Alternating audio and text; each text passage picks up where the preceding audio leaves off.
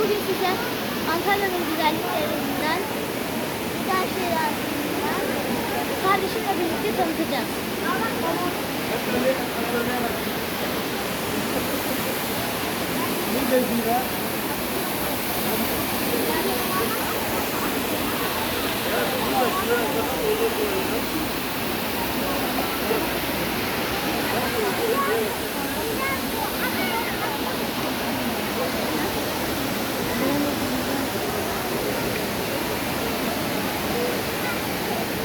Evet arkadaşlar, böyleydi.